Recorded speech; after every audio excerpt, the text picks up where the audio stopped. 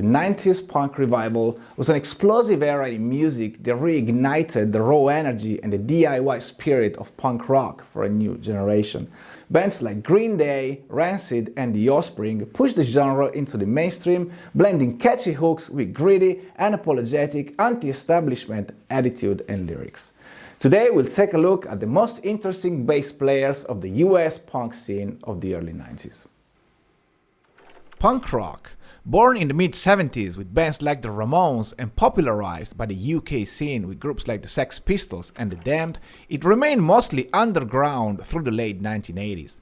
Despite punk's underground status, its influence quietly grew, helping shape what would become the explosive grunge movement that finally hit the mainstream in 1991.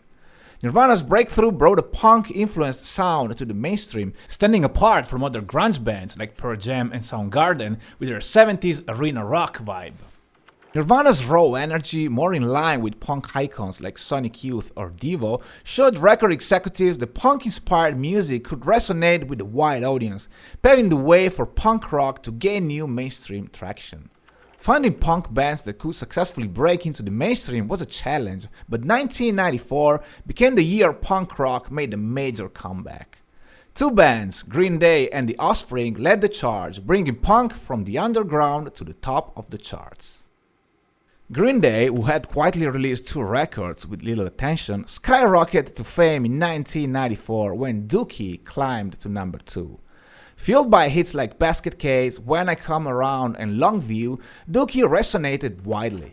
Green Day's appeal lay in their return to punk's roots, blending a melodic, pop-infused style rather than the hardcore, speed-driven sound that had dominated the 80s punk scene.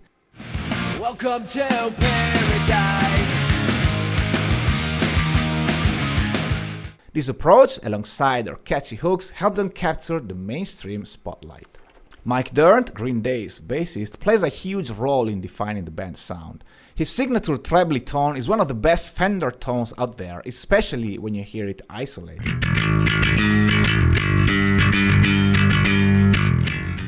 It's punchy and clear, making Green Day songs instantly recognizable. Beyond the tone, Mike's melodic approach adds a lot to the music.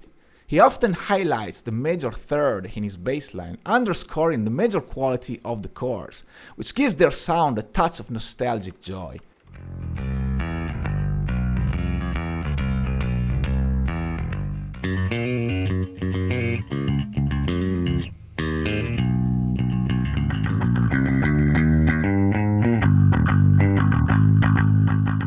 Another trait typical of Mike's playing is the use of partial chord arpeggios, which add an extra layer of sound to the stripped-down punk rock of the early Green Day records.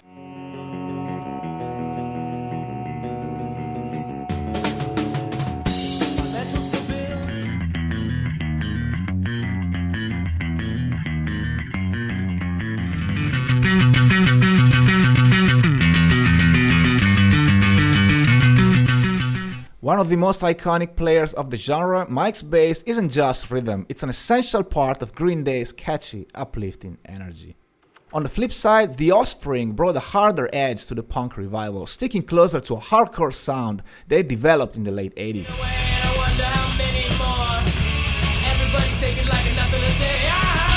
Just like Green Day, they had also released two records with little chart success, The Offspring and Ignition, before breaking through in 1994. Their third record, Smash, peaked at number 4 and became a massive success, fueled by hits like Come Out and Play, Self-Esteem and Gotta Get Away.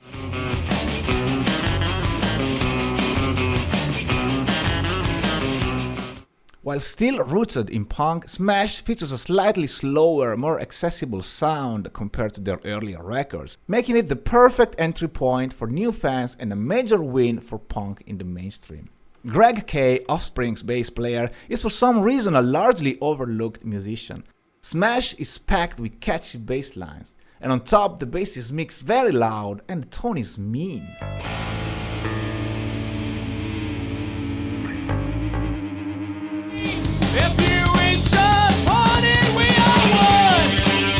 Even as The Offspring evolved into a poppier sound, Greg Kay brought catchy, standout bass lines that added melody to a guitar-driven style. Tracks like Don't Pick It Up and Pretty Fly showcase his knack for creating memorable lines, especially in verses where the guitar drops out, leaving bass and drums to support Dexter Holland's vocals.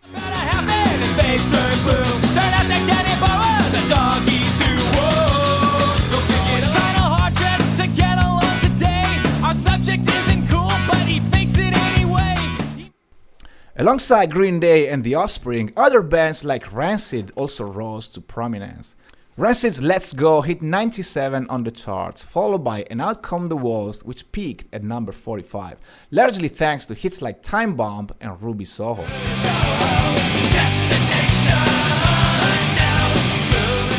Matt Freeman, Rancid's bassist, is celebrated as one of the most iconic bass players of the era. His bass often leads the song, as heard in tracks like Time Bomb and Maxwell Murder, with blistering speed and precision that make him a punk rock virtuoso.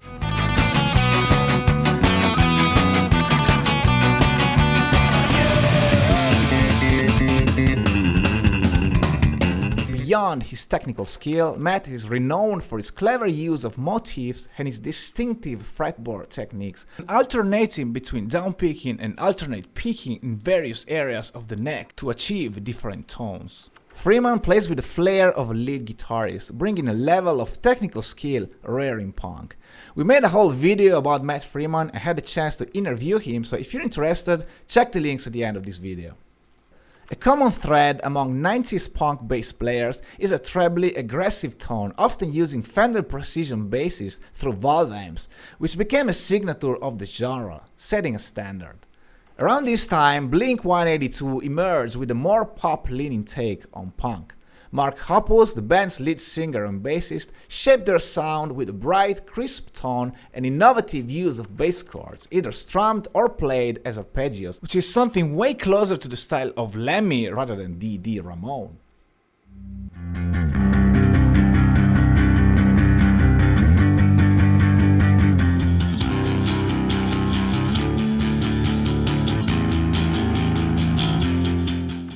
His bass work often feels like a rhythm guitar, blending seamlessly with the drums to create a gritty foundation that contrasts with Blink-182's melodic vocals. Hoppus, a very underrated player, frequently pushes the boundaries of bass in punk, so give his work a closer listen. There's way more than meets the eye. This car is like punk rock. Now, just trust me, this is relevant. Do you remember when rock and roll was really boring and corporate? By the mid-90s, punk had officially become part of the mainstream rock movement, bringing attention to bands that had been thriving in the underground. NoFX, for instance, had formed in 1983 and consistently released albums, but they finally broke into the Billboard charts only in 1996 with Heavy Petting Zoo, which peaked at number 63. Fat Mike, the band bass player and lead singer, is also known for his peculiar style. Once again, a distorted and trebly tone that lays more towards a guitar sound goes together with a large use of two-note chords and a unique trait, always starting with an upstroke. Songs like Sticking in My Eye are strongly characterized by Mike's bass, and though his lines might appear easy at a glance, they're more intricate than it seems. A one-of-a-kind player you need to check out.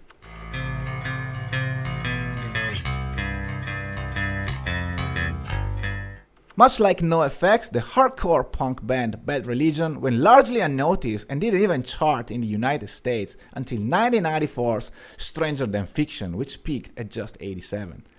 Though bass player Jay Bentley has mostly a supporting role, he still manages to squeeze in some cool bass moments, like the verse of Kyoto Now,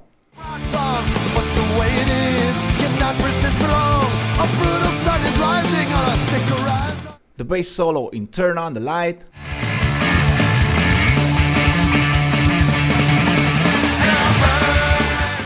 and the crazy walking lines of Better Off Dead.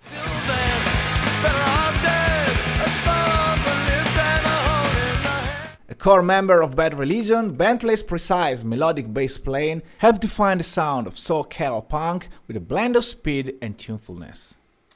Strung Out's Chris Aiken is another notable player. His extra trebly tone, impressive speed and precision helped set the standard and raise the bar for quality punk rock music.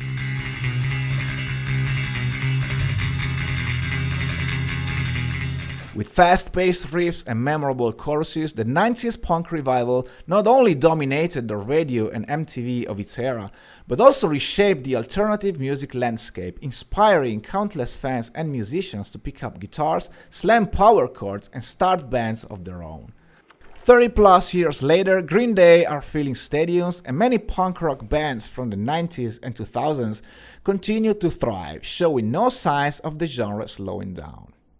I hope you enjoyed this video. Please let me know what you think about it in the comments. Don't forget to subscribe, follow me on Instagram, and I'll see you soon.